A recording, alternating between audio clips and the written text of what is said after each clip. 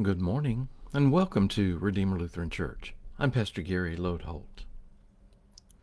Today I hope to give you the short version of what is a long and complicated story with lots of twists and turns.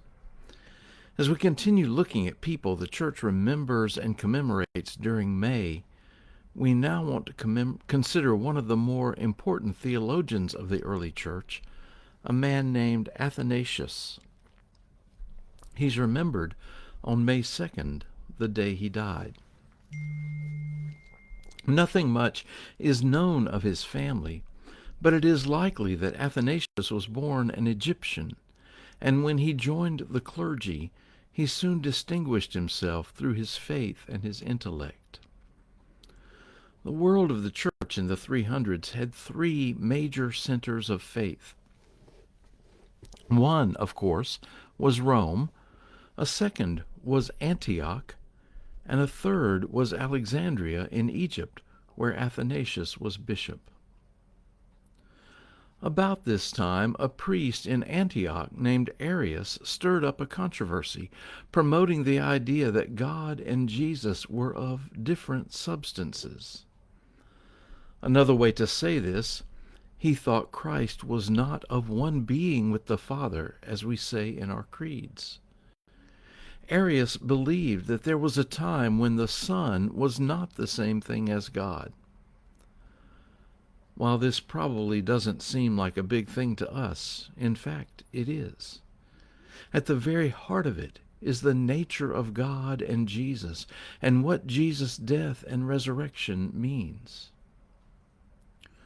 So as Arius' view grew in popularity, Athanasius was invited into the fray to argue for the traditional view that God and Jesus were the same substance. In other words, Jesus was fully God while being fully human. This is where I'll try to make the long story a bit short. Over Athanasius' lifetime, this battle would be fought over and over again as one new pope came to power and believed one way, followed by another who believed the other. The two centers of faith in Antioch and Alexandria were opposed to the theology of the other, and the future of the church was at stake. Over this time, Athanasius was exiled 7 times. And brought back 7 times. In the end, the church held a council at Nicaea in 381 to settle the matter, and Athanasius' view that God and Jesus were of the same substance won the day. The result of this council was the Nicene Creed that we still use today, and which affirms that God and Jesus were of one being.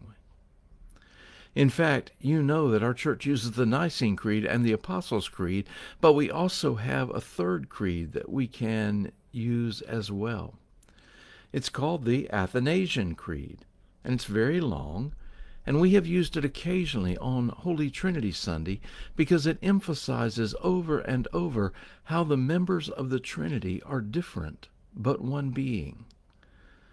This creed was written by Athanasius in the middle of all this controversy.